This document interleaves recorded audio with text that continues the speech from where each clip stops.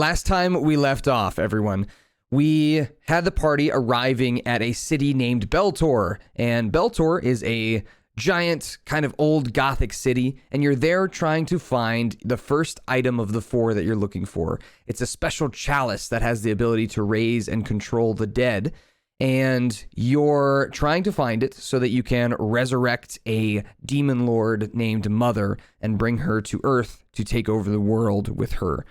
So, you made a contract in our first episode, and you are fulfilling that contract by trying to find the items, bring them back to Licca the Witch, and summon Mother. So that's the plan for this campaign. This was the first item of many. Last we left off, you were exploring the catacombs beneath the city, and you met an elf man named Quilor. Quilor has a thick Russian accent and a red mohawk that kind of swipes over one side. He has earrings on his elf ears that are kind of like metal clasps and a big scar across his nose.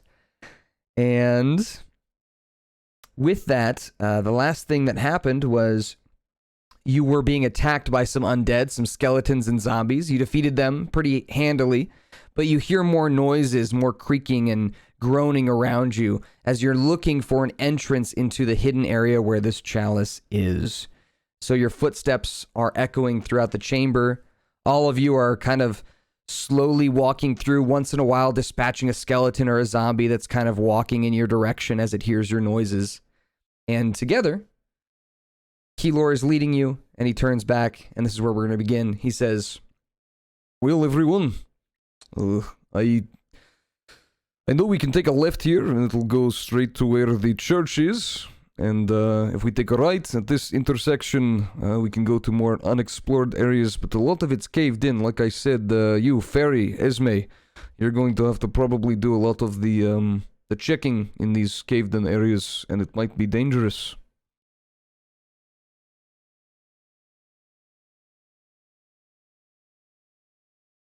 Always down for danger, huh?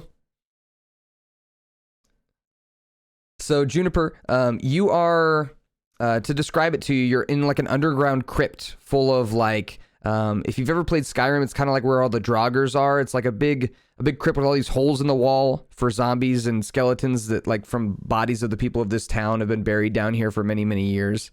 And so they are like getting up and like walking towards you once in a while, and you have to like defeat them. So once in a while, you've killed a skeleton or a zombie. You've all been kind of working together to protect each other as they just shamble towards you once in a while. You're in this like big underground maze looking for an entrance to a special room somewhere down here. There's a special room where this chalice is, and you're trying to find it. And we have a feeling that the chalice is what's bringing these things to life. It's probably the item that's causing these zombies and skeletons to stand up. Thank you, everyone in chat, for letting me know about the sound. I fixed it. Esme just said that she was down for any kind of danger. So that's the only thing you missed. All right, so you're all caught up, Angelic. There's a guy with you. His name's Quilor. He's an elf. He's a rogue as well, and he's been helping you. His goal was to steal things with you because there's a lot of valuable like jewelry and stuff from dead people and that kind of stuff. So, all right. Let's see. Go ahead and everyone, would you talk for me, guys, and just see if it works for them for the chat? Hello? Is the thing not working? I think it's working now. What? Let's double check. All right, chat. Hello. We good? Hello. Ding dong. All right, I think we're good. I think we're good, chat. It's working. Perfect. All right. So yes, Quilor turns around and he says, "Well, do you want to go towards the church, or do you want to go away from the church, towards more caved-in areas of the crypts? I'll let you all decide. I'm just tagging along." Okay, do we think it's probably closer to the church? I would say it's near the church. Okay. Yeah, me too. All right, well, there we go. I guess we're gonna go towards the church then. Towards the church. Okay. Just beware, there might be priests lurking about down here, so if they do spot us, we'll have to either kill them or run. We're gonna have to kill priests? Yo, wait, I'm so down. Yeah. Oh wait, that feels wrong. Oh wait. That's kind of what you signed up for. Yes, well, I have no problems with it. They take all the money from the people in this city anyway, so Oh, fuck 'em. perfect. Towards the church we go then. All right, he takes a left and leads you down the hallway. I would like everyone to please roll me a perception check. A perception check. So on your D&D Beyond character sheet, go to the perception box, or the long box in the middle, and click perception, and we'll see what your rolls are. We get a nice perception from Leanna, Esme as well. Juniper, a little distracted down here. This isn't really your cup of tea, being underground, not in nature, surrounded by zombies and skeletons. I don't like it. Mm-hmm. And then we just need one from Violet. Okay, hold on a second. What do I need to roll again? Perception for me, Sorry. perception. Perception. All right. Ooh. Nice. Okay. So looking around, Juniper and Violet, you're kind of distracted by looking through the crypts once in a while, crushing the head of a zombie that you walk by, or shooting an arrow at a skeleton and cracking its skull as it's shambling towards you. Esme and Leanna, though, as you are walking around, we'll start with Esme. You are flying behind Violet, kind of between the party, just floating between them here and there, buzzing past and forward, behind and back. And you see a torchlight coming up from around a left-hand corner that you guys are maybe 50 feet from.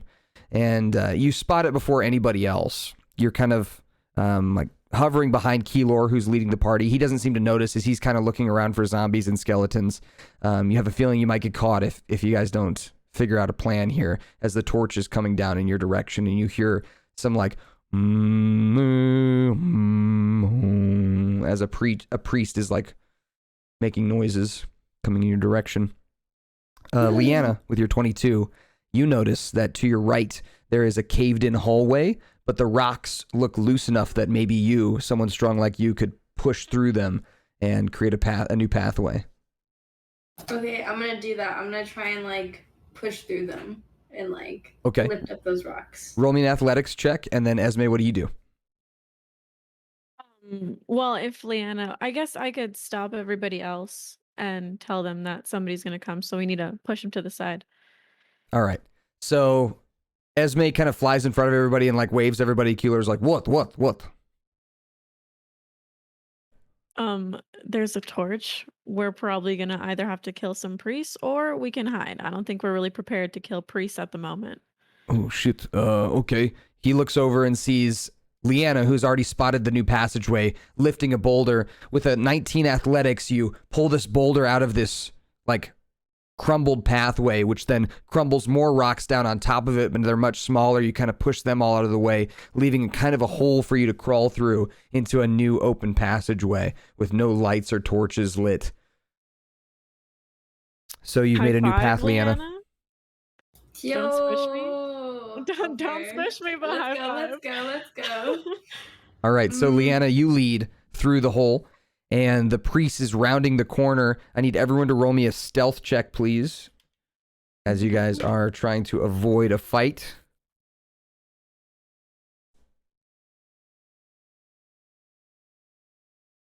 Oh no. All right.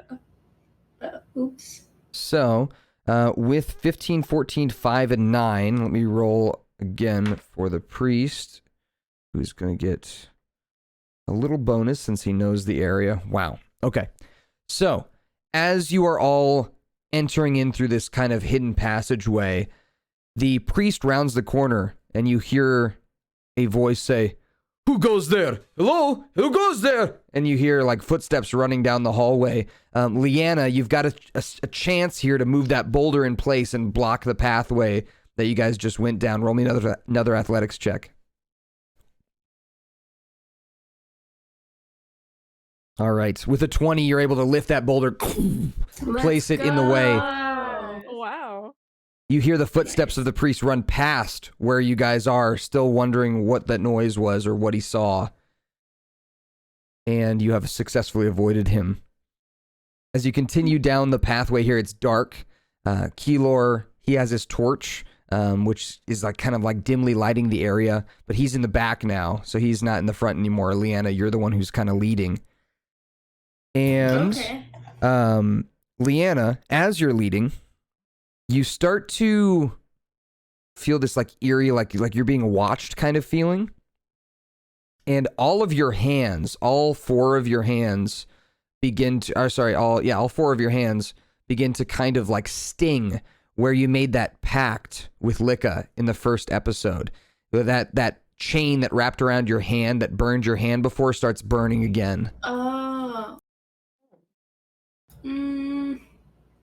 I'll start kind of like freaking out. Like, what is this? Like, why is it? Oh, we must be getting closer to the chalice. Okay, so we got to keep going this way. That's definitely what I mean.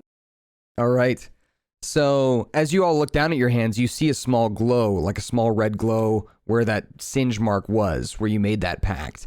And it's just slightly glowing in the darkness. I know my camera froze. I'll just put on my other camera because this thing's a piece of shit. It's a PogChamp. Somebody clip that. PogChamp. All right. Let me put on my other camera. Un momento, por favor. You're fine. It's my ugly camera. Ugly camera, but hot guy. Oh. Sheesh.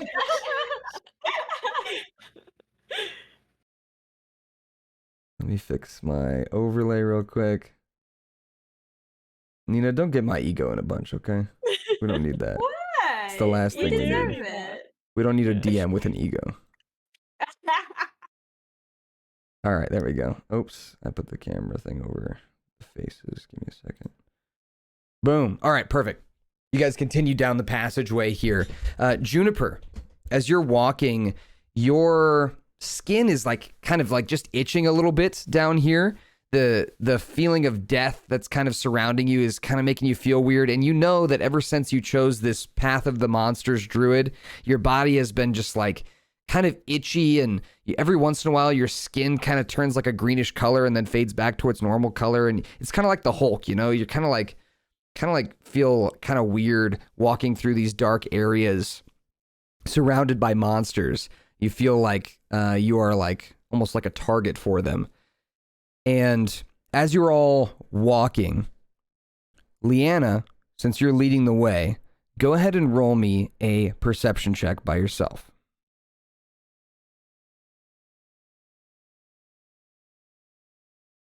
Bruh. All right. So with an 11, you continuing forward come to a fork. It goes to the left or to the right. And neither way seems to stand out to you. That's what the perception check was for. Neither way seems to stand out to you as like, this is the way we should go. But I'll give you some descriptions of both and you can kind of decide. The first description, to the left, you see more of those like holes in the wall that have coffins in them that are either half open or half closed. Some of them are fully open. Some of them are like have slid out of their holes and kind of crashed onto the ground. And you hear kind of groaning noises coming from that left hallway. To the right, that hallway, you also see similar sights, but you don't hear any groaning coming from that direction. So I'll let you kind of decide which way you think the chalice is. I think it'd be towards the groaning, because if the chalice is raising things from the dead, obviously there'd be stuff that's like dead or that's like alive now around it, right? Quilor kind of shrugs his shoulders like you guys are the experts. I do you mean, guys think? that sounds pretty accurate. You sound like you know what you're saying, Leanna. I trust you. You have the book too, so. Let's go. All right, let's go towards that. All right, you're going down the left path? Mm-hmm. All right. As you go down the left path, you do like almost immediately as you're going down this path, you feel like you are going in the right directions as your hands kind of start burning a bit more, and you start seeing these creatures kind of come out of the shadows walking towards you just straight on. Leanna, you're like the first thing that they see. First, you see just a couple zombies kind of meandering towards you. Leanna, you have kind of like a surprise round right now. You can just attack them for free as they're just shambling towards you. These 2 zombies are. Ooh, I'm gonna hit them. What would you like to do?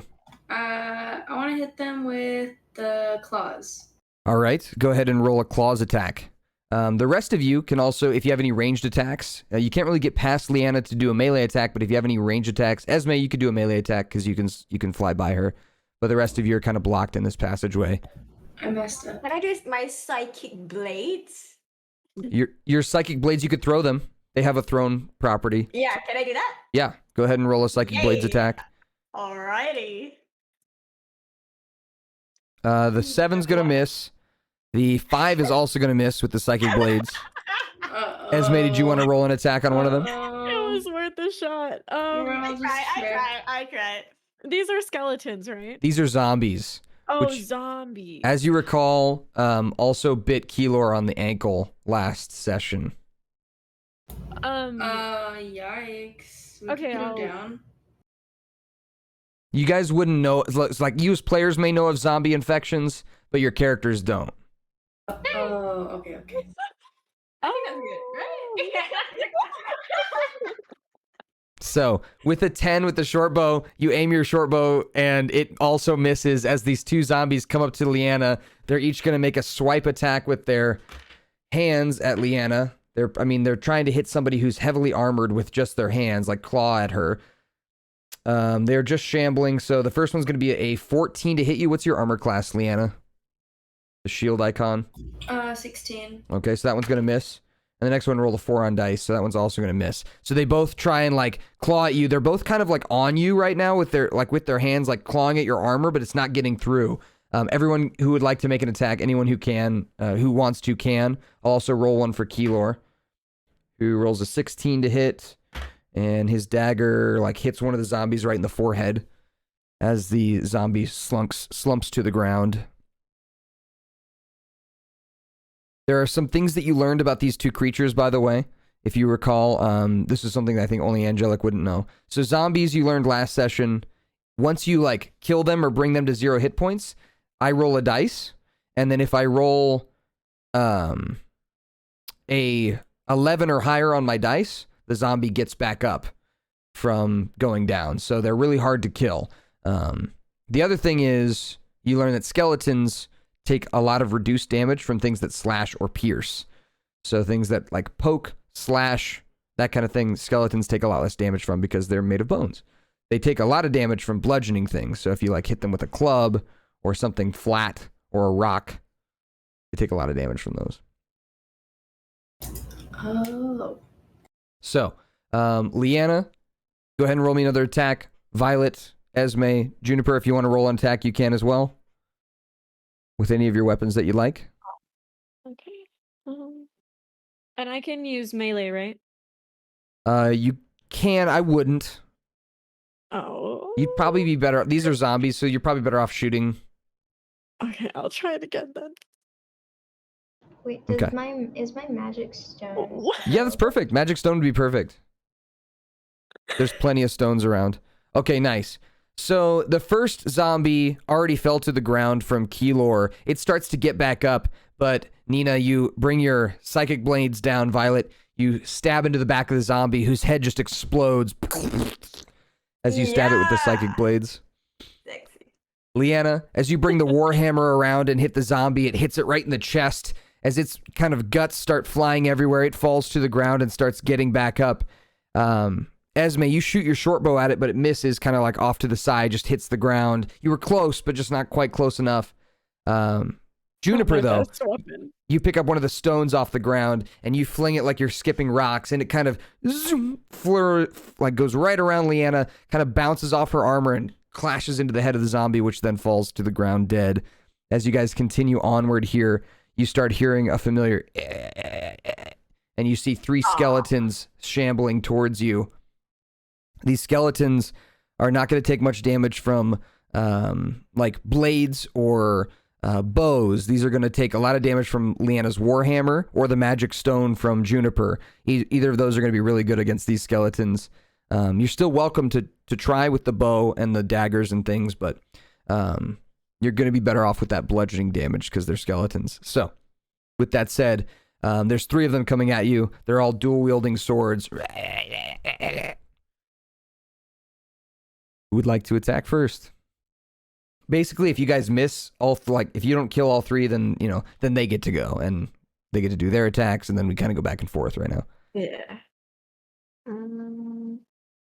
Yeah, this ain't me. I got nothing. All right, nice. Leanna with the Warhammer, you bring it across. Go ahead and roll damage with the Warhammer.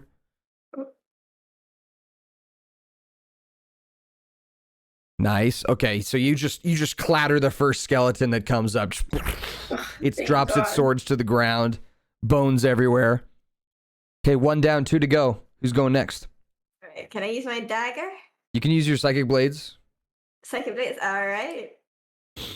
22 is going to hit. So go ahead and roll your damage for the psychic blades. All right, and I'm going to give you sneak attack. So that's going to be 11 psychic damage. As you stab down onto the skeleton, its skull cracks in half and it just falls over.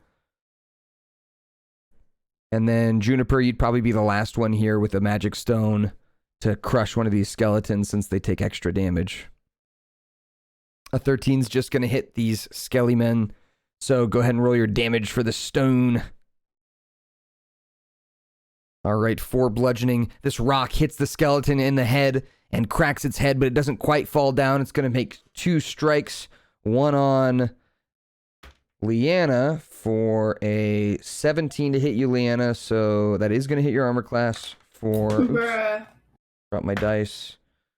For 3 slashing damage. So go ahead and mark 3 off your HP. And then the other one is going to go for Quilor. And it's going to miss. All right. He dodges out of the way, and he's going to take a stab, even though daggers aren't great against these things. But it's almost dead. He does hit and doesn't quite kill it. Need 1 more person to go for an attack on the skeleton. Whoever wants to go for it. I'll try. Go for it. 7's going to miss. As you throw your psychic dagger, it just kind of disappears into the darkness and reappears in your hand. Okay. Man.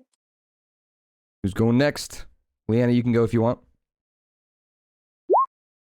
That's going to hit. Yeah, and that's definitely going to kill it. You slam this thing. It literally turns to dust as you hit it. And you are out of skeletons and zombies to deal with in this passageway as you guys are continuing down it.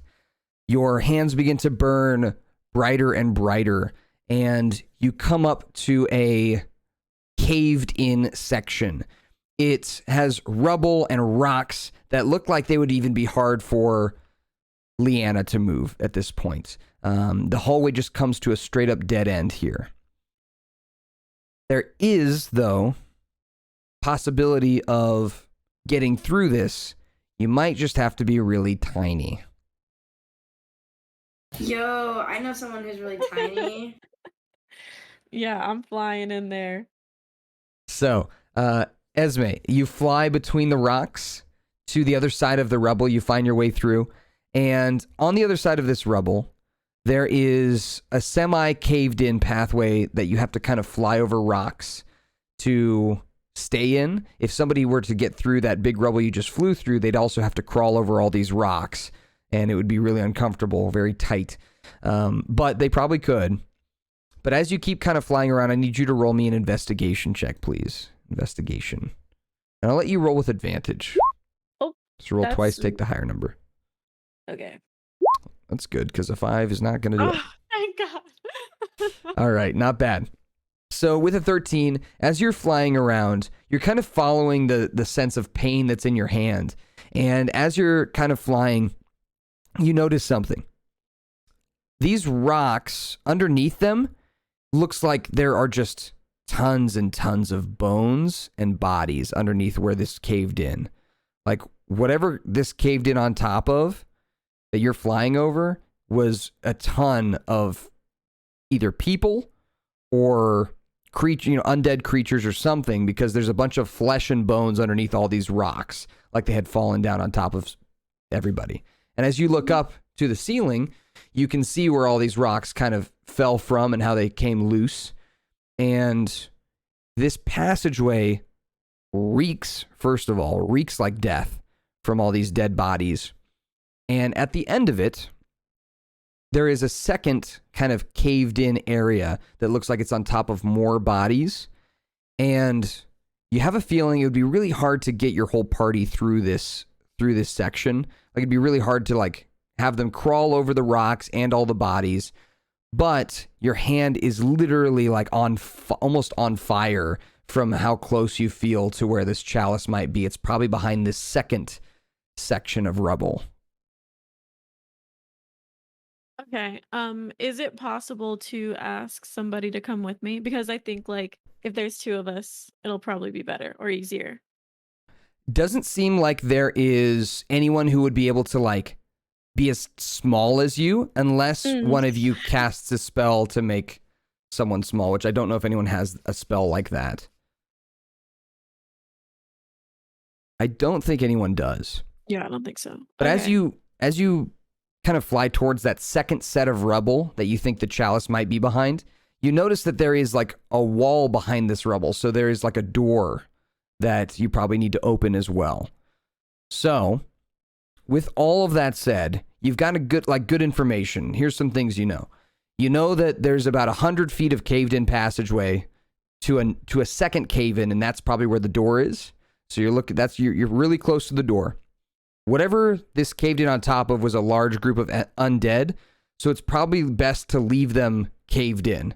It's probably best to like not undo all of the cave in that's on top of them because they could still start moving. There seems like there's a ton of them. Okay.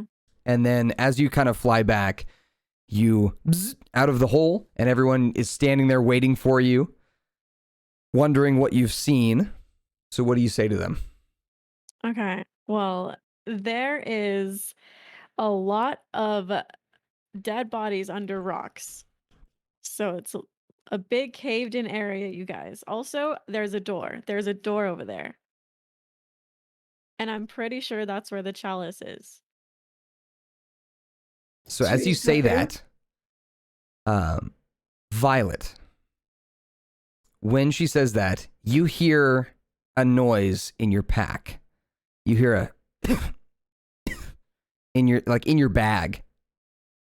And then you hear shit.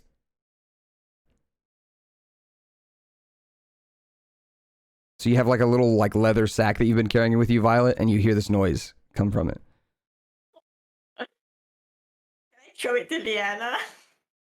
You throw your leather sack to Leanna. Violet throws the leather sack at you. You hear it as it hits you.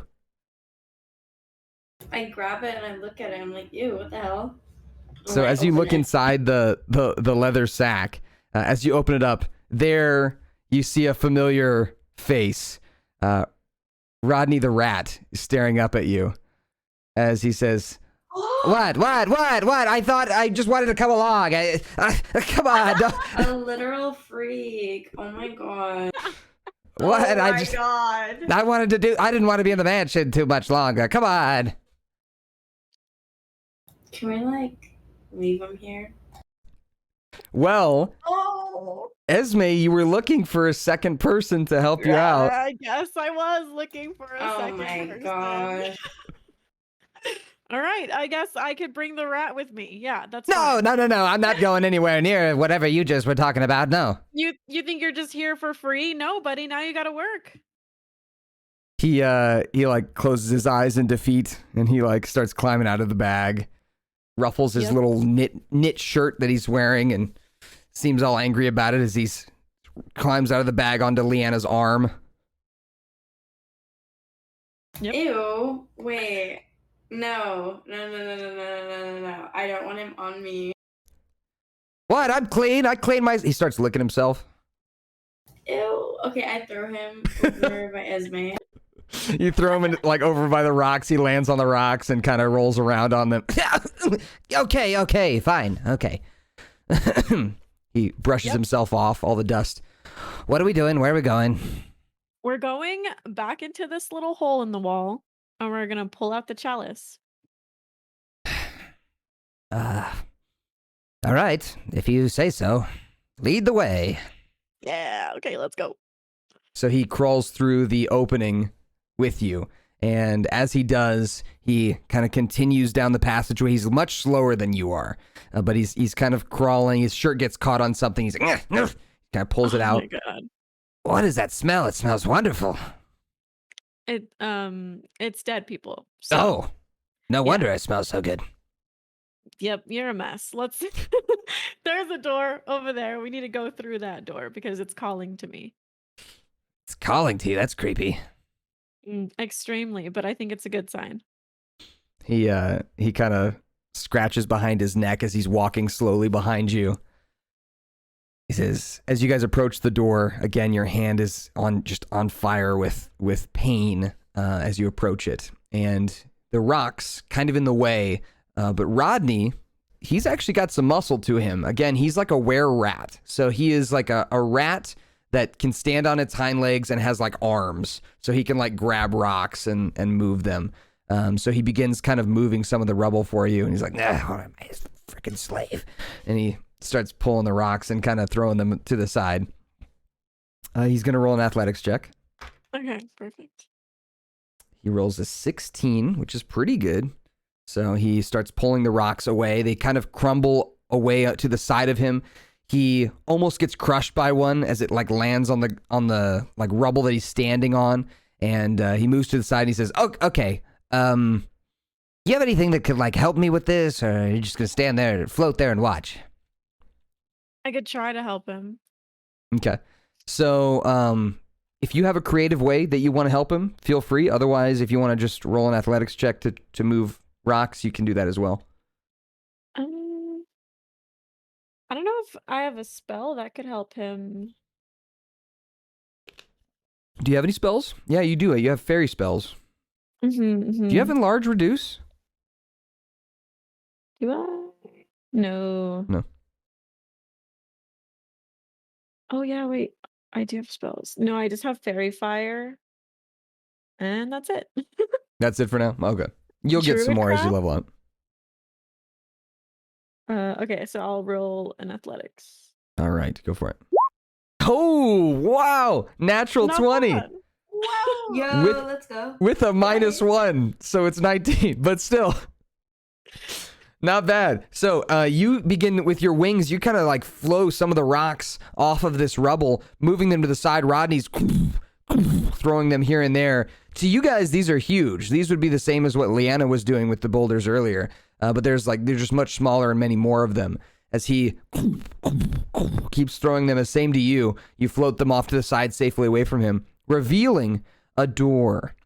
This door has a beautifully carved skull, a silver skull in front of it, like on the front of it. Sorry.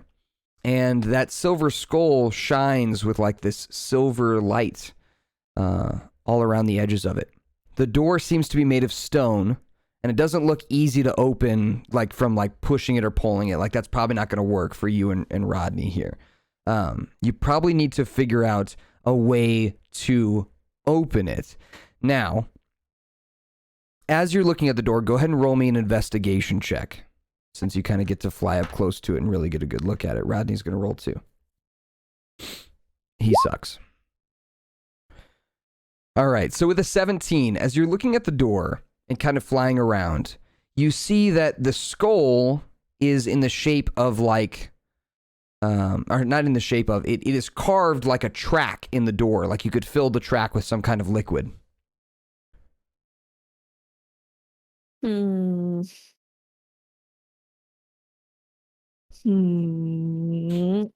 Rodney, what do you think? What do you think we could put in this little track here?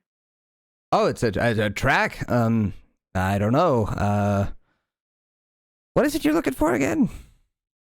The chalice. We're looking for the chalice, and my hand is hurting. All of our hands are hurting, so we think it's past this door. Well, I'd say maybe water or wine, or he kind of looks at you and then looks down at his foot, which a rock fell on, and there's like some blood dripping off of it, and he kind of hides his foot from you. Hmm. How about blood? Sure, that might work, but definitely not. I don't have enough blood to fill that thing. Okay, so we need. Well, I definitely don't either. So we need more blood. What about all those dead bodies underneath us? You think we could get some from them? We could try. I guess we could try to just drain a bunch of dead bodies for the blood. Well, it's not gonna be easy. It's gonna take a while. Maybe we should go back and tell everyone else. Maybe they'll have some better ideas.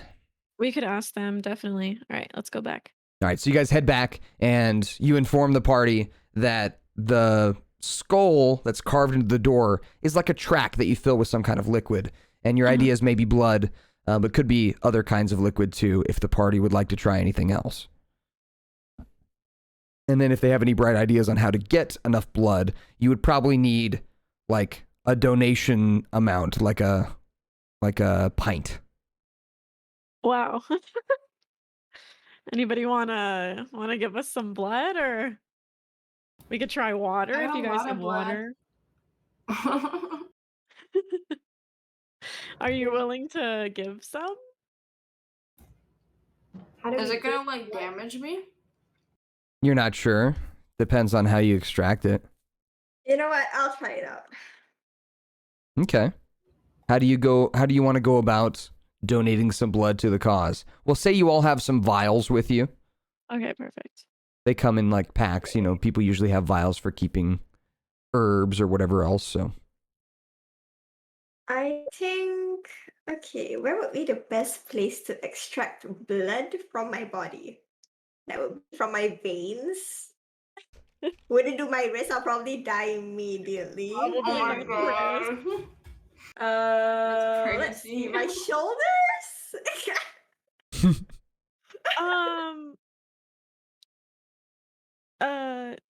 My My mean, thigh?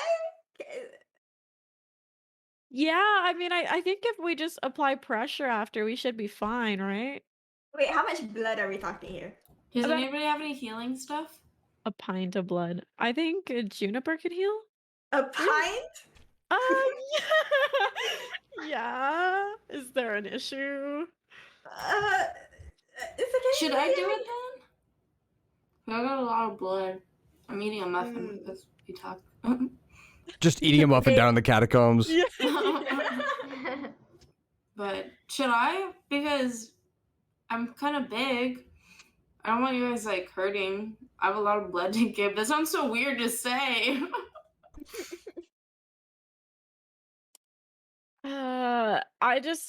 I feel like you're our strongest fighter too, so I don't know if that's a good idea. Oh no, you're right. You can do it. You know what? I think a scar on the palm of my hand would look good. Awesome. Okay, perfect. All right. Can I get my little tiny fairy dagger and cut her a little bit? Of course. Maybe you can draw an E on it so that the scar will be your initial. Oh my god. It's like a little bonding scar. Aww. Oh my god. All right. Yes, do that. I agree with that. Yes. I Esme, consent. roll me a sleight of hand check, please. Sleight of Oh hand. god. Me or Esme? Esme. Okay. Okay, so this depended on like how much Violet was going to be hurt by you trying to extract some blood, and the higher you rolled, the less hurt she was going to be. So you rolled pretty high with a 16. So as you take your dagger, you kind of carve into Violet's hand, and it begins dripping blood. Violet, you're going to take 3 points of damage, Okay. and you begin dripping the blood into the vial, which fills up to, we'll say, like half a pint. Which means you probably either need to do this again to Violet or to somebody else. Quilor kind of steps forward and he says, you are all planning on helping me become wealthy and powerful after this, so, the least I can do is offer a little bit of myself for you. He puts his hand out for you, Esme. Okay. All right. Slide a hand check.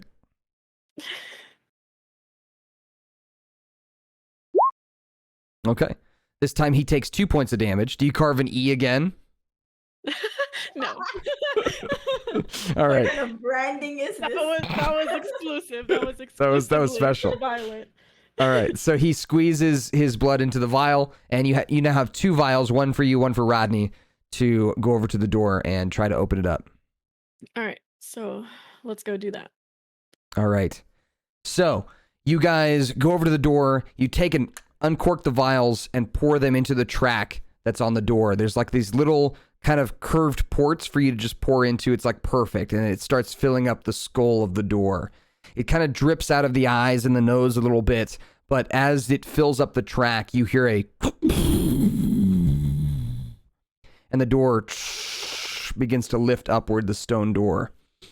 Now, as it lifts, all of the rocks beneath your and Rodney's feet also begin to lift off the ground, like levitating magically up to the ceiling. I need both you and Rodney to roll me dexterity saving throws to not get crushed by the rocks going upwards.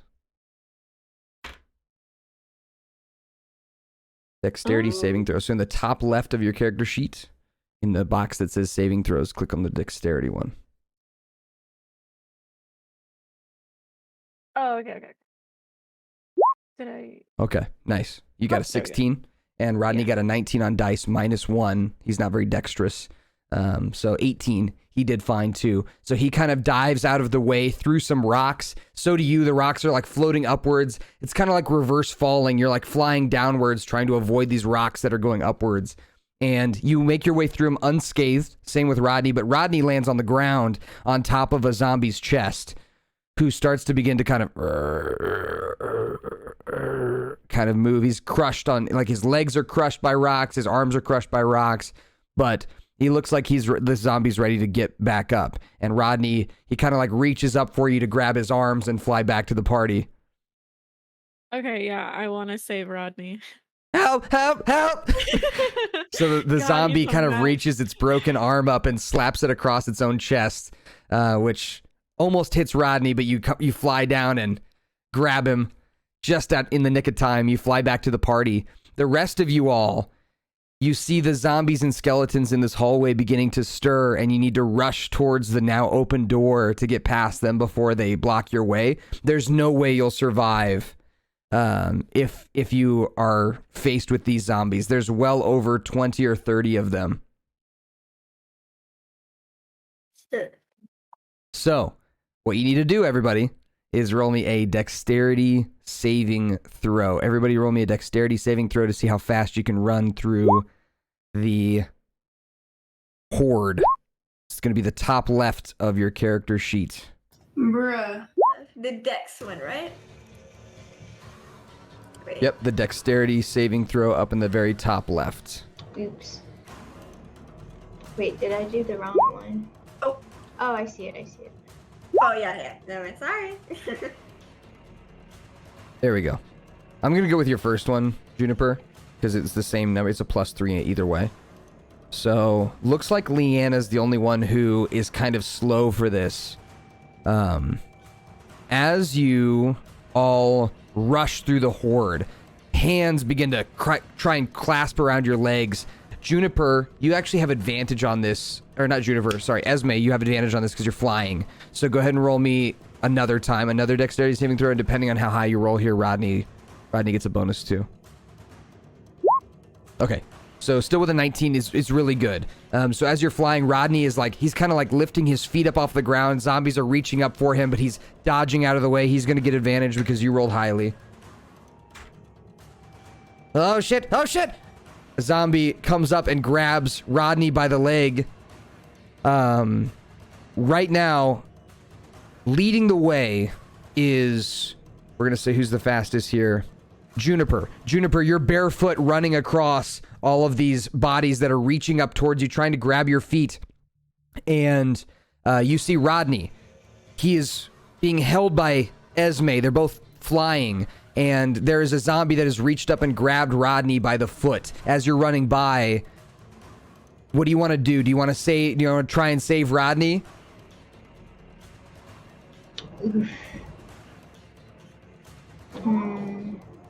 Sure.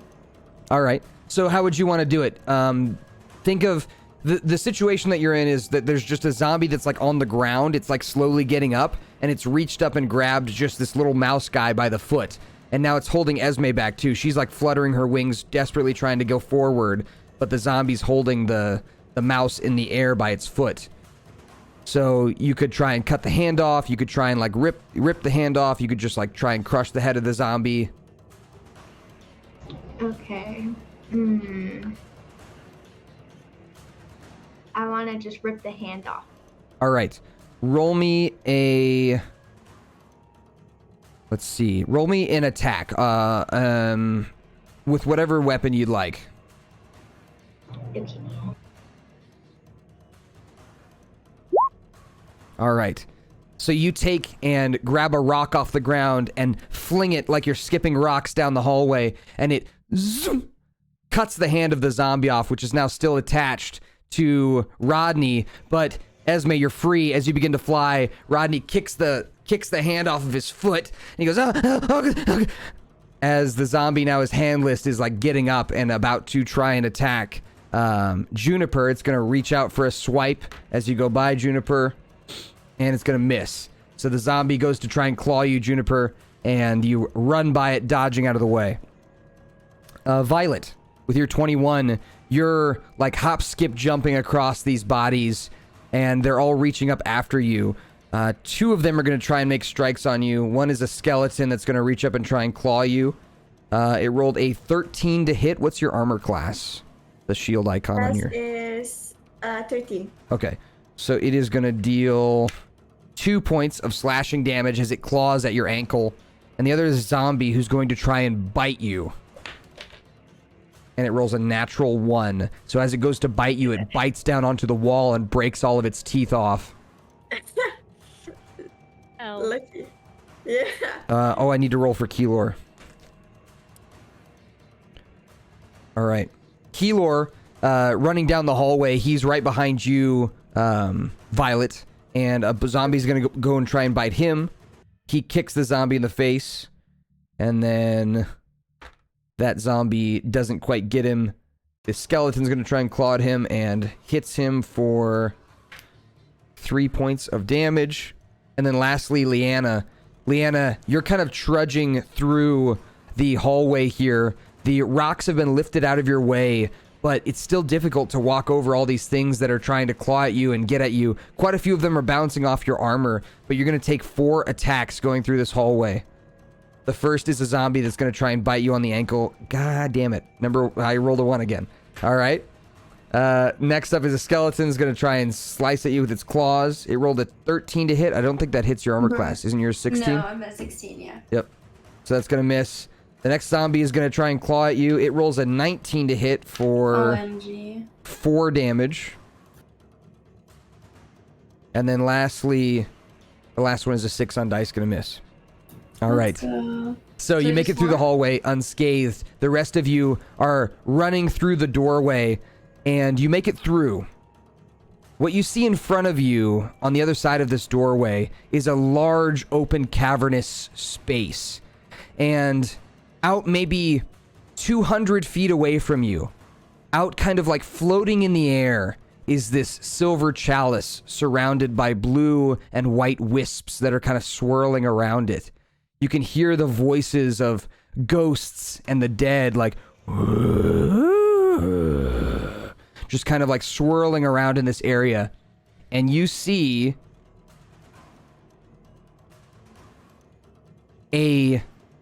what looks like a paladin. Leanna, you've seen paladins. You've seen plenty of them. Mm-hmm. He's standing on this like ledge, and he's facing away from the chalice towards you all.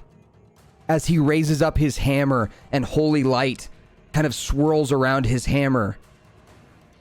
As he does, you also notice 2 priests behind him, his pocket healers. And they seem to have been down here for many, many, many years.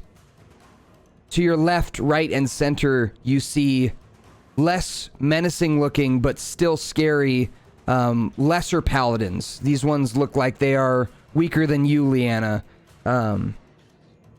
But everyone go ahead and go over to Roll20. I'm gonna show you the map. As you all look behind you in that passageway where the zombies and skeletons were, a large mass of them kind of gets up off the ground. It looks like a bunch of zombies and skeletons smashed together, and this zombie giant is now crawling down the hallway towards you. You are surrounded on both sides. In front of you, holy paladins guarding the chalice. Behind you, an undead horde of zombies and skeletons chasing you.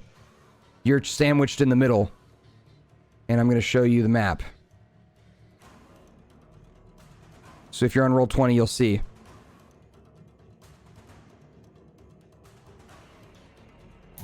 Yo. That's so cool. All right, let me show the chat.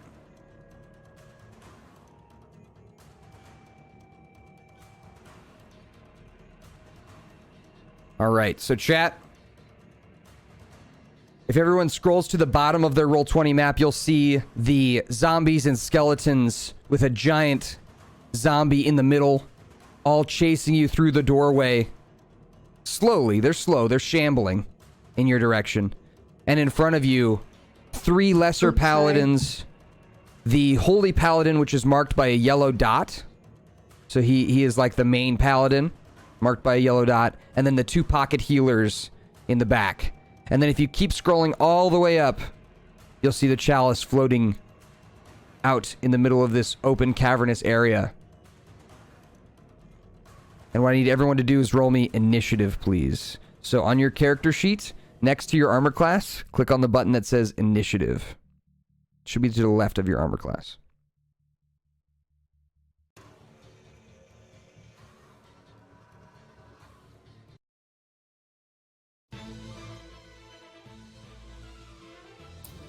Did All it right. send my thing? It said you wanted, but no valid token was selected.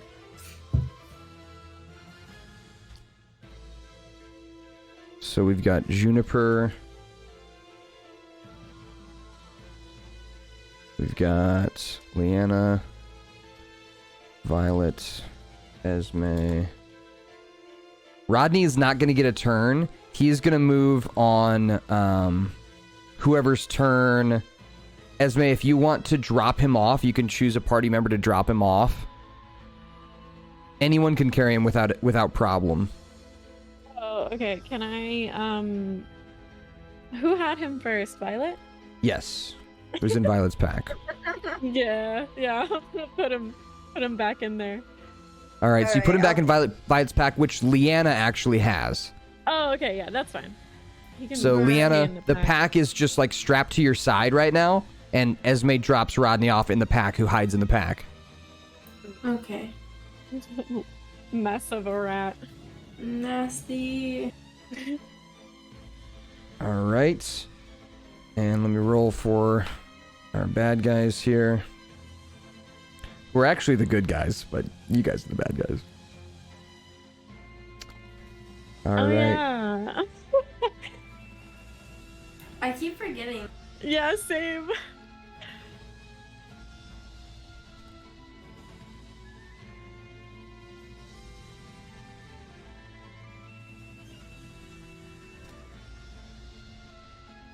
Okay. And lastly, oh, that's perfect. The horde is going to go right after Esme, who's at the very bottom. So, Juniper, have you guys done the Roll20 thing? Have we done the Roll20 thing yet? Like, have you guys used this before? No. Okay, I think you guys are my last campaign to have gotten there. So, Juniper, you can actually move your own character. If you click on Juniper, you can actually move her, and you can move her up to 6 squares on your turn. Each square is 5 feet for everyone to know. So each square that you see is 5 feet.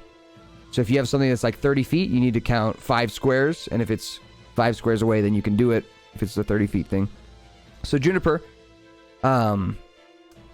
you are at the very start of the combat. Again, behind you is the horde of zombies and skeletons, and in front of you is the chalice that you've been looking for and these holy paladins that are guarding it.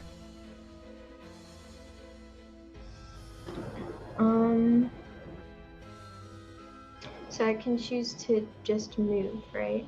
You could just move if you want. You can also do your shapeshift as well. That's a bonus action if you have something that you want to be. For now, I'm gonna suss out the situation and only move. Mm-hmm. Sounds good. So go ahead and you can move your character up to 6 squares. Oh, how do I move then? If you... In the top left, you'll see like a toolbar. And you click on the one that looks like a mouse. Click on the button that looks like a mouse in the top left of Roll20. And then, there you go. You got it. And then if you guys want to ping something, like if you want to be like, hey, can somebody move over here? Or, hey, can somebody deal with this guy? You can ping something by clicking and holding. You'll see that ping. So you guys can click and hold, and that will ping an object or a person. All right. Next up is the clerics, who are going to move themselves. This one is going to move here. This one here.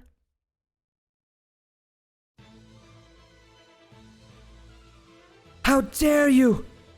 You must leave now! You do not know what you are doing! That's what they yell at you. I'm good. Leanna, it's your turn. Oh. I'm gonna move forward, and then I'm gonna hit them with... So you can move 6 squares, which you could reach this guy here. So you can move your character if you want. Okay, I'll do that then. So... Wait. How many is 6 squares again? Can you get where I can go? You can get right here. So you can get up to this guy on any side of him that you want. There you go, that's perfect. Alright, go ahead and roll whatever attack you'd like.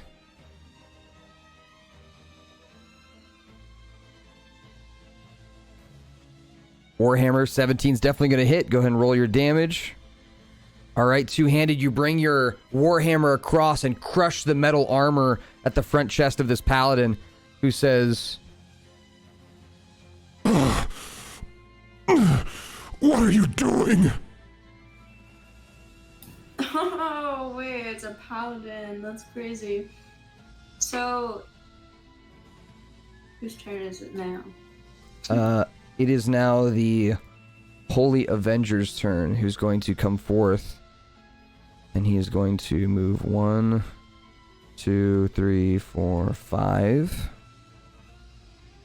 As he comes up to you, Leanna, he says,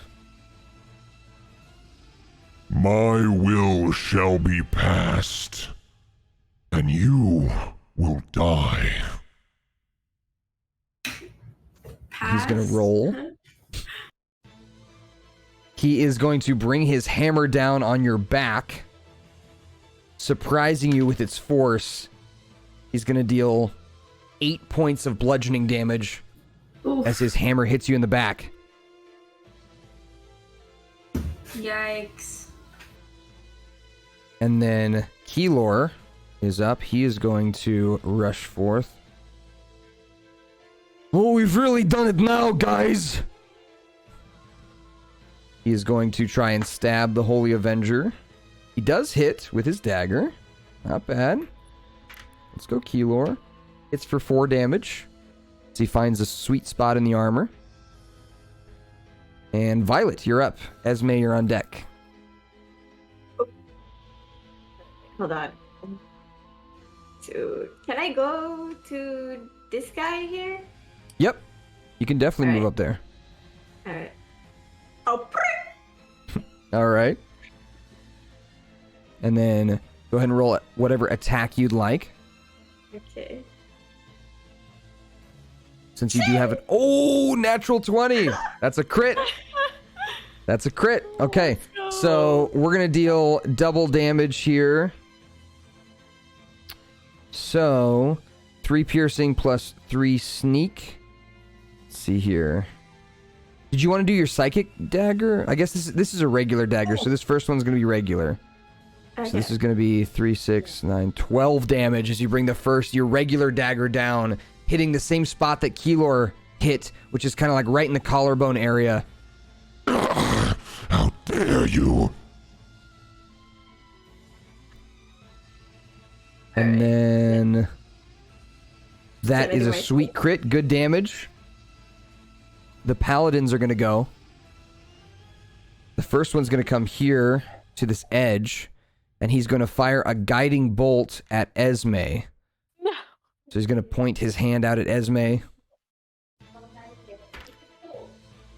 And his guiding bolt is going to miss as it flies by you and hits the ground, singeing a holy mark into the ground. That first paladin misses. This next paladin's going to run up here to Violet and attack her for a 14 to hit. Violet, you said your armor class was 13, right? Yep. Okay, so that's going to hit you for 6 damage with his flail. Ah, fuck. Spiked ball kind of hits you like right in the knee as you bring your leg up to try and block. Kind of cracks your knee. And then the last paladin's going to attack Leanna, who's in front of him, with a natural 1 miss. All right, Esme, you're up. Okay, so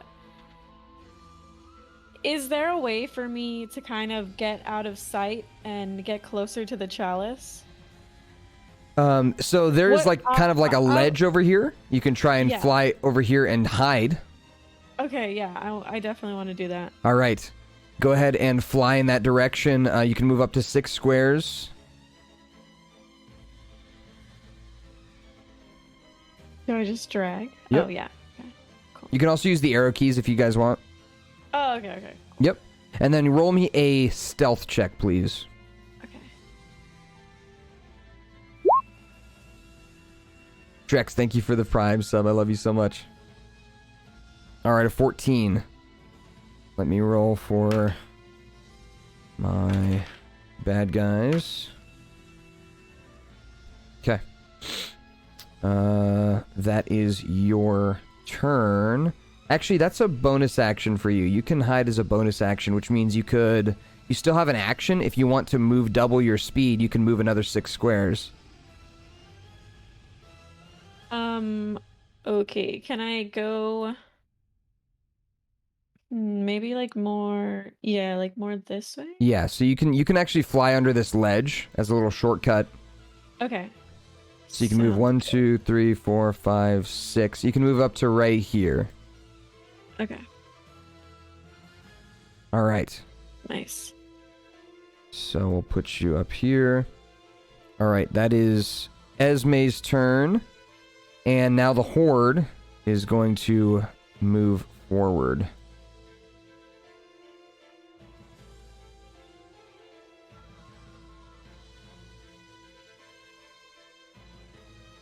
All right. That is the Horde's turn. You hear just a deafening behind you, Juniper, as it's your turn. You see the Horde approaching you from behind. Okay.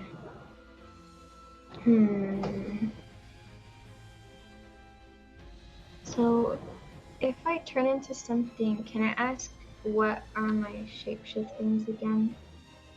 Can you ask what? Like what I can turn into again? Yeah, they're in your messages there. There's 3 different links I sent you. Each of them take you to a different stat block. One is for a basilisk, which is like a lizard that can turn things to stone. One is a female steeder, which is like a spider.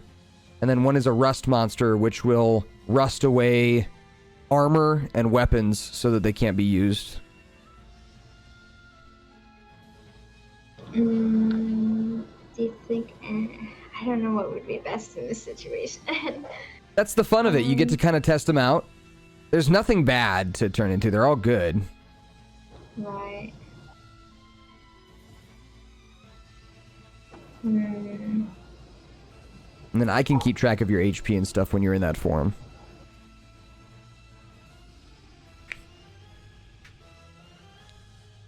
You said basilisk, right? Mm-hmm. Okay, let me try that one. All right. So we're going to go for the basilisk.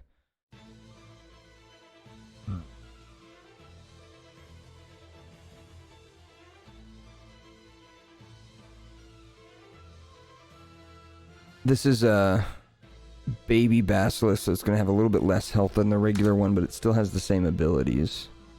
So, you can make a bite attack. You can also, so it'll deal regular damage and poison damage that we can roll. You can also do your petrifying gaze, so you can try and turn someone that you can see into stone. Yeah, I want to do that. Which one? Who do you want to do that on? Go ahead and ping whichever creature you want to try and turn to stone.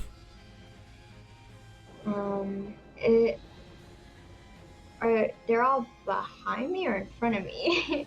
The horde of zombies and stuff is behind you.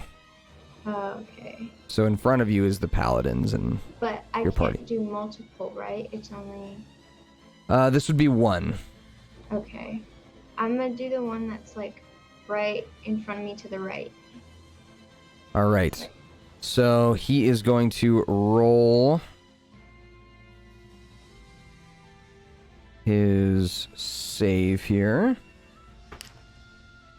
And he fails. So the creature is, let's see, on a failed save, I begin to magically turn to stone and I'm restrained. I can't move. And anyone who attacks this creature right here, this guy, anyone who attacks him has advantage, so you get to roll twice and take the higher number if you attack him. And he has disadvantage on dexterity saving throws, so you could like push him off the cliff or something like that if you wanted to, and he would have a lot harder time saving himself. And his body and his armor slowly begin to kind of turn to stone as he says, "No, no, no, looking over at you in your basilisk form. You're like this 8-legged lizard creature with these blue, piercing blue eyes. You hiss at him, and he starts turning to stone. You can also move up to 6 squares. Okay. If you take a look at the map, you can kind of see the topography. Like, this is like the step up over here to get onto the next level. And then there's more stairs here. And then over here. I believe that's 6. All right. And then that is Juniper's turn. The clerics are going to run forward. And this one is going to run here. They seem to be leaving the chalice behind. Have lost sight of you, Esme. Nice. They are running forward. Both of them are going to throw heals onto the person that Violet and Quilor attacked. And they're going to heal him for 12.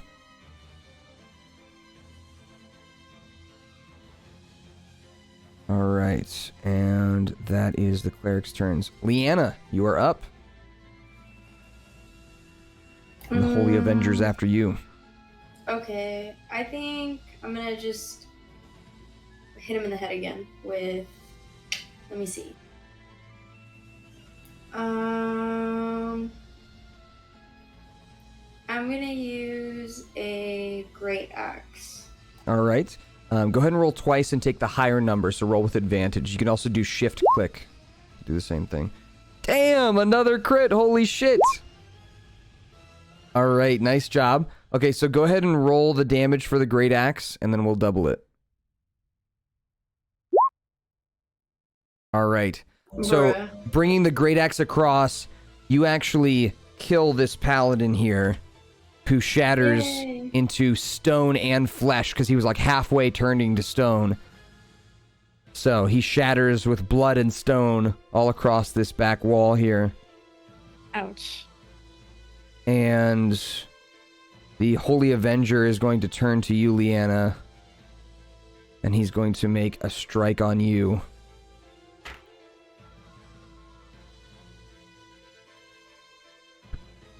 You're going to kill us all! He rolls a 19 to hit you, Leanna, What? for 13 damage. I take 13 damage? You do. What does Oh that my have you at gosh. HP wise? Let me check.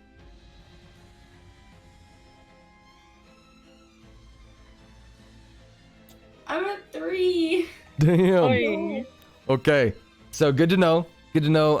As he brings the hammer across you, he does seem to like smell blood in the water. He seems like he's going to try and focus you down. Quilor's up next. Quilor is going to try and distract him by stabbing him. And Quilor's going to miss. Violet, your turn. Fuck. Okay, I'm gonna attack the ones that got healed after I attacked them. All right. Since I'm already there. Yep, the big guy. He's like the main boss. I'm gonna use my psychic blade. All right. That's a good idea. Shazam! Nice. 20's definitely going to hit. Go ahead and roll damage. Alright. All right, so 5 psychic and 9 sneak attack. As you bring the psychic blade down and you just kind of slice like through his armor like butter. It doesn't cut the armor, but it just kind of goes through his body with the psychic blade. And you can hear almost a rattling in his helmet as he reaches up and grabs his head. What did you do? And would you like to move or... Killing my man! Okay, anyways. You hear Rodney and Leanna's pack going, don't let her die! Don't let Leanna die! I don't want to die!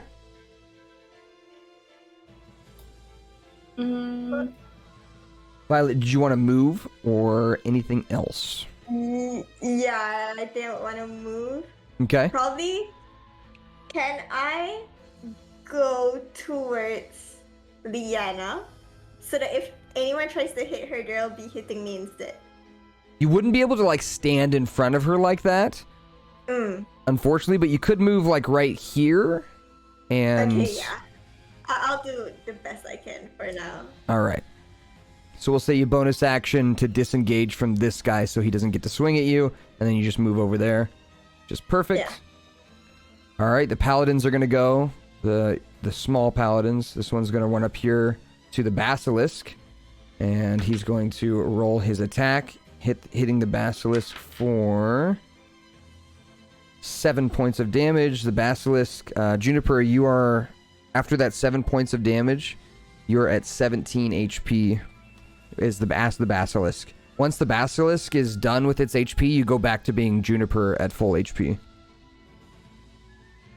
If that makes sense. Okay. The other one is going to fire another blast, this time at the basilisk as well. The guiding bolt, an 18 to hit for 8... 16, 17, 18. Okay, so it deals 18 damage to the basilisk. So what happens when the basilisk has 17 HP and it gets hit for 18 is you go back to being Juniper and then you take 1 damage. Okay. So as Juniper, you've taken 1 damage. The basilisk form has faded. You basically killed that one guy when you transformed, so that was pretty sick. Because he couldn't do anything to protect himself from being turned to stone. And then that is going to bring us to Esme's turn. I want to fly right up to the chalice. 1, 2, 3, 4, 5, 6. You can get right up to it. You can get it right up to it. Okay, perfect. As you fly out And into the space here, I'm going to scroll up so everyone can see. As you fly out into the space, you approach the chalice, which is, your hand is like, you are in excruciating pain. What would you like to do as you approach the chalice? It's silver with these symbols of skulls all around the base and kind of going up the stem of it. inside the chalice, you can see it's swirling blood inside where the like liquid would be. It's bigger than you. Okay, so I can't carry it. You could probably, if you're not sure. You're not sure. Hmm.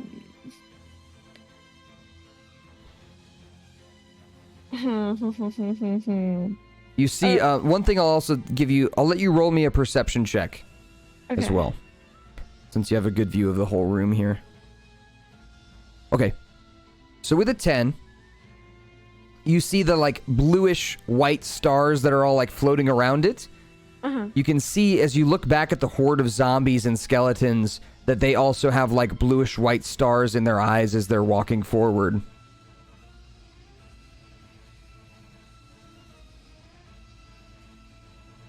Okay.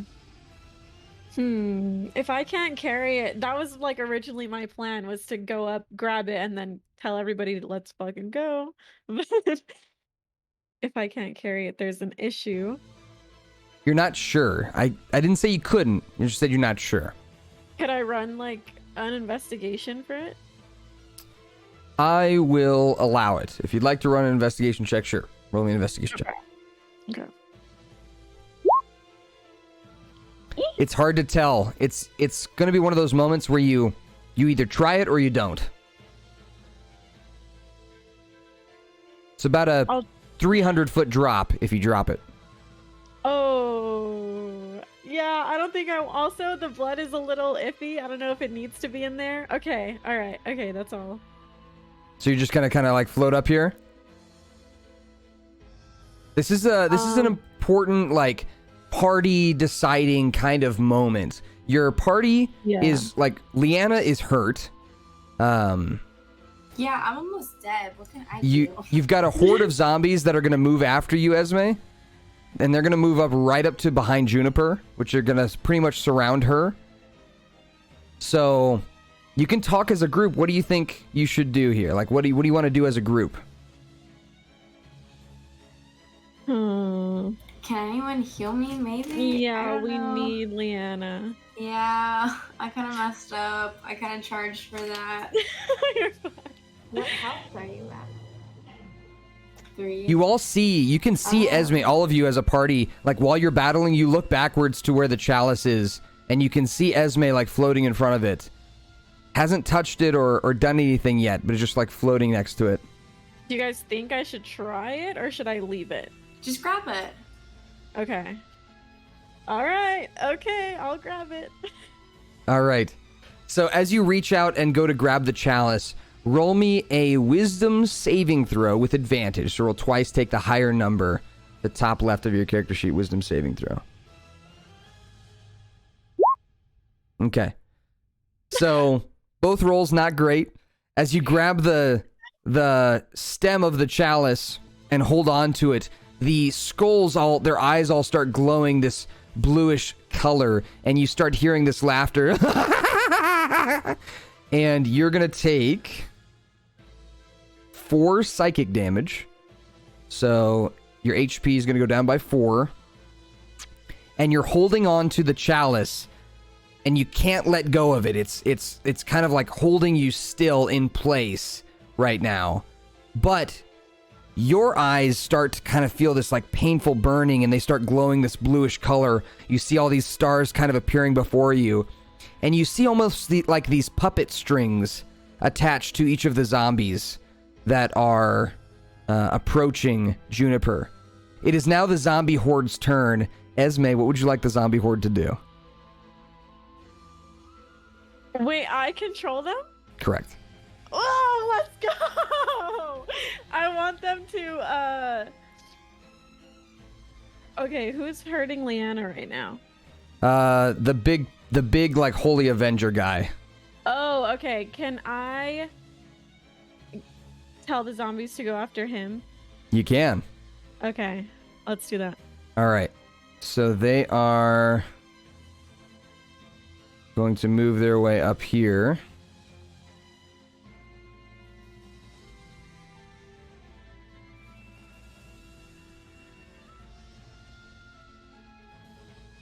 They begin to gather in this area.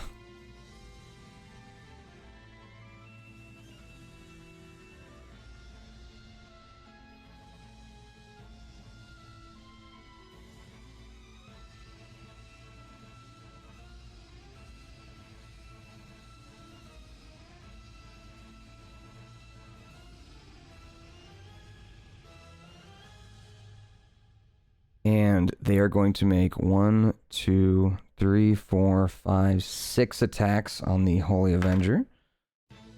1, 2, 3. 1's going to hit. 2's going to hit.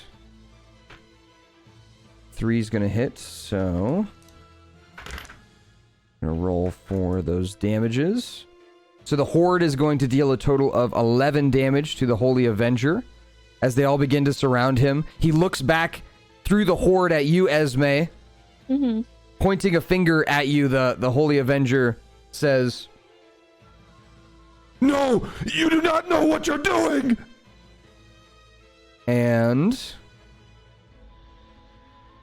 that is going to bring us to Juniper's turn. Juniper, you are surrounded by zombies and skeletons that are all walking straight past you, eyes ablaze at the Holy Avenger in the group here. You are surrounded. There's only a paladin in front of you who is terrified. He looks like he's peeing himself.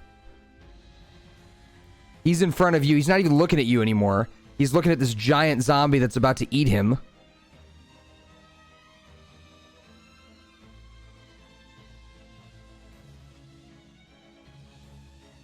What would you like to do?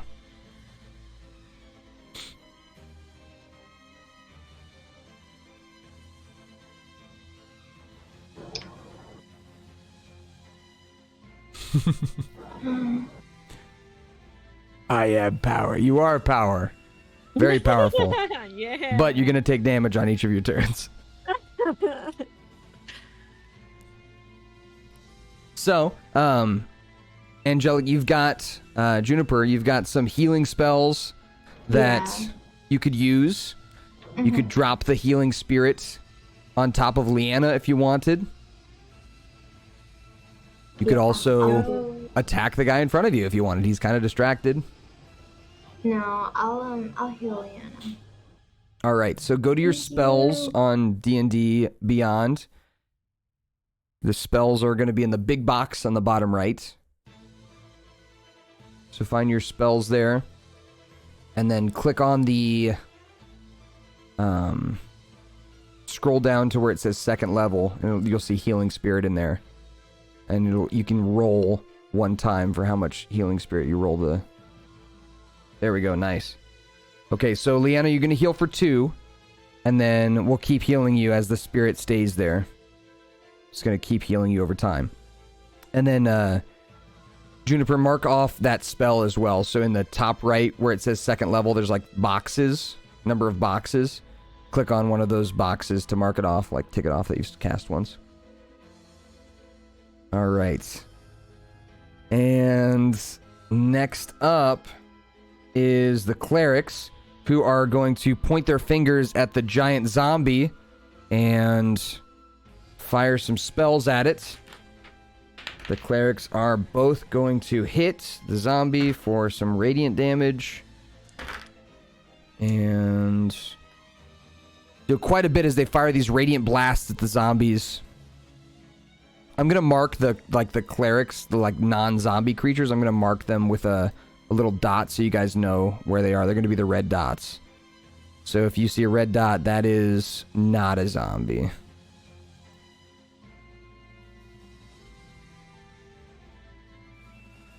Okay. Does that help a little bit? Yes, And thank you. Leanna, you are up. Yo. So the Okay, Holy so I'm Avenger healed. is still kind of smelling blood in the water with you. He's surrounded by zombies, but he's got the look in his eyes like, if I'm going down, you're coming with me. I think. Can I attack him? Yeah. Yep. He's right in Alright. front of you. I'm gonna do that. All right. Go ahead and roll your attack.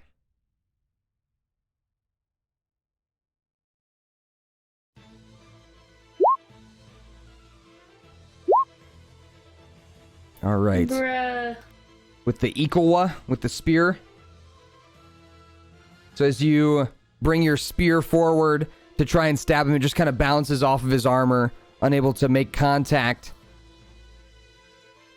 Would you like to move at all? I think I'll move just down one. All right. Just there. Actually, you know what? You probably should stay where you're at, just because I forgot to mark. There's a healing spirit where you're at, so you're gonna get healed. Okay. I forgot. Sorry. No, it's fine. Okay, yeah, I'll just stay there. So go ahead and click the healing spirit again, Angelic. So we see how much she heals now, because she's gonna heal again. So heal for another 5. So you've healed for 7 so far. You should be at 10. And the Holy Avenger is going to make his strike on Leanna. The 14, that's going to miss. He's going to roll his last desperate attack and fails at that as well. Quilor is going to take his dagger and throw it at the cleric in the back here. And Quilor sucks too, man. This dice is awful today. Violet, you are up. Bad guys abound. The zombies aren't noticing you, Violet. They're not even looking at you. Great. So that's a good thing, right? Yes. I think I would like to attack the one that's right next to me. This one. Yep, that's the Holy Avenger. Can I take a jab at him? Yeah, go for it. Okay. Psychic blades again. Ah! Gonna hit. Go ahead and roll damage. 6 and 5. That is real close to finishing him off. Not enough. Not quite. The paladins are going to go. The first is going to swing his hammer at the giant zombie and just bounces off the leg of the zombie, who kicks it to the side, and the paladin shrieks in terror. The other paladin is going to move over here and try and attack a skeleton. He rolls a natural 20 and kills this skeleton. Esme, you're up. You can't quite control the horde right now. You are going to roll me another wisdom saving throw with advantage. So roll twice, take the higher number. Wisdom saving throw. Jesus. Unlucky. So you're going to take 3 points of psychic damage. Okay. And then if you want to try and move the chalice, you can try now. Yeah, I'll try to move it. All right, roll me an athletics check, as it's kind of like stuck floating in midair here. Nice. Yeah. So, you are able to move the chalice your full movement speed this turn. So you can move it up to 6 squares. All right, I just want to move it back to this little platform. Like that? Yes. Yeah, perfect. All right. And then it is the Horde's turn. What would you like them to do?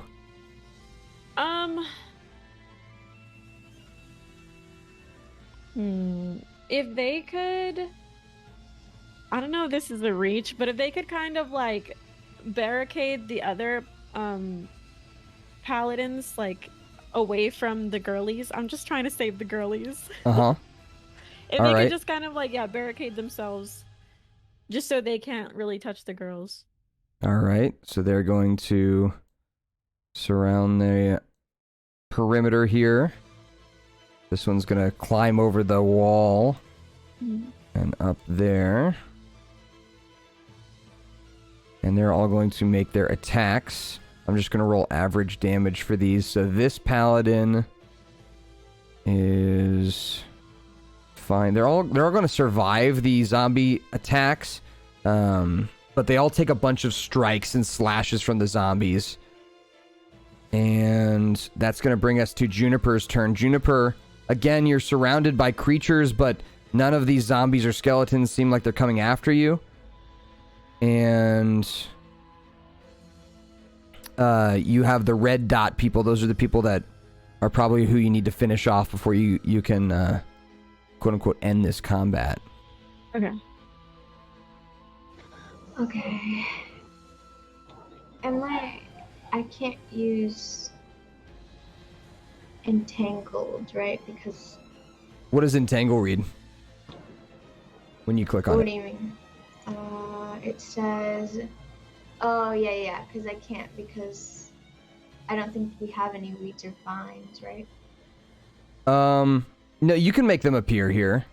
Oh, okay. It just depends on, does the spell say each creature or each creature you choose, or if it says each creature, it might be a little dangerous. Where do I read that? So when you click on entangle Mm-hmm. and you read it, what does it say? You could just read it word for word. Okay, it says, like, the paragraph? Yeah. Okay, grasping weeds and vines sprout from the ground in a 20-foot square, starting from a point within range. For the duration, these plants turn the ground in the area into difficult terrain. Mm-hmm. A creature in the area when you cast the spell must succeed on a strength saving throw or be restrained by the entangling plants until the spell ends. A creature restrained by the plants can use its action to make a strength check against your spell save DC. On a success, it frees itself. When the spell ends, the conjured plants will wilt away. Okay. So it's going to affect each creature in the area. So that's going to be up to you. If you use it, you can make it so that it only hits your enemies and the zombies if you want. Your zombies aren't really your enemies right now, but you can make it hit 20 feet. So you can make it hit these four, or these three up here. You can have them hit these three that are up here. Or you could have it hit the Holy Avenger and these two here. If you don't want it to hit Violet, is what I'm saying. Yeah. I'll do that. You want to do the Holy Avenger and these two that are kind of up in the corner? Yeah. Okay. So they need to roll a save. What is the spell save DC? It'll be at the top of the spell. It should be a number like 13 or 12 or 14. It should say save DC. Save DC. Oh, yes. It's the 12? Is it 12? Yeah. Okay. Holy Avenger is going to fail. He becomes restrained by the vines. Cleric fails. She becomes restrained by the vines.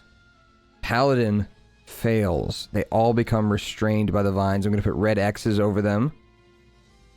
They all become restrained as you guys watch. Juniper kind of raises her hand up, and these rotted vines start wrapping themselves around the three of these people. And as they get wrapped up, the thorns kind of poke into the sides of them. A bunch of the zombies and skeletons also get wrapped up as well. And that is your action for your turn. We are so powerful. Yeah, you've screwed these guys. They are now very vulnerable to all attacks because they're restrained. Let's go. The cleric's turn. She is going to try and break out of the vines, and she rolls a 2 for her strength check, so she is stuck in the vines.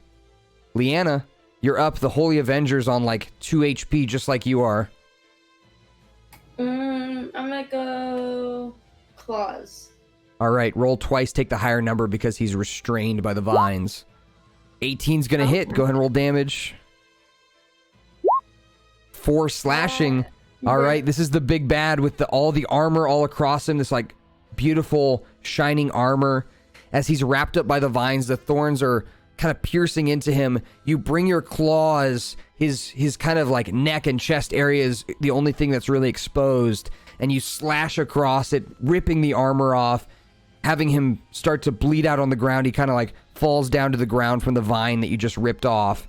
And as he like falls to his knees, he then falls to his side as the zombies start to devour down onto him. You just hear, "You've killed us all." and he dies. Oof.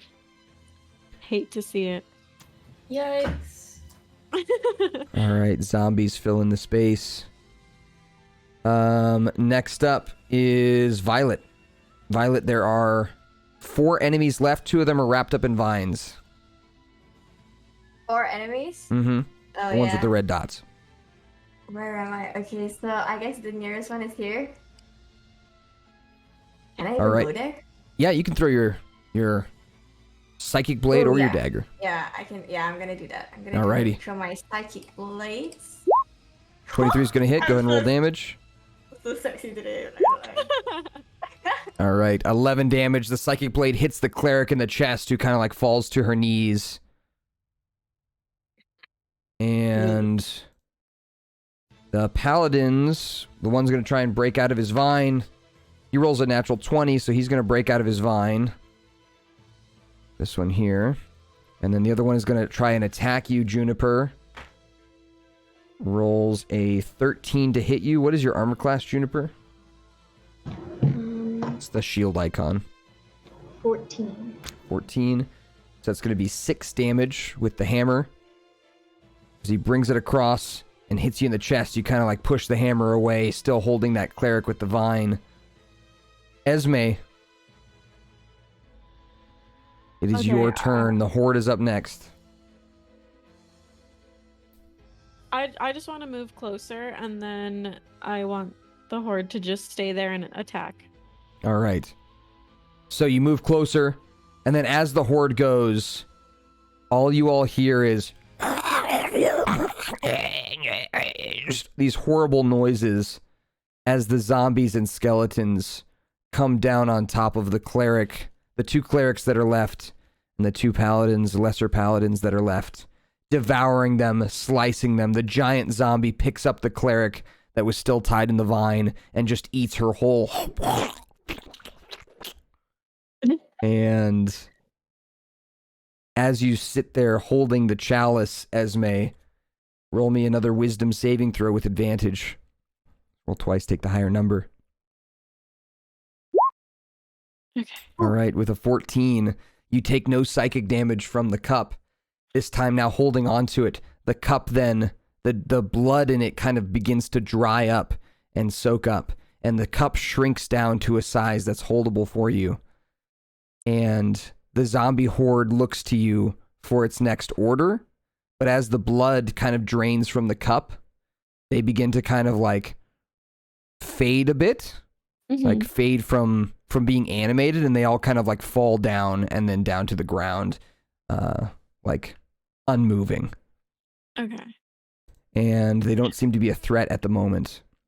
My babies. That said, Quilor kind of looks at you all, looking back and forth at you all, and he says, "What the hell are you people?" And that's where we're going to end it for today.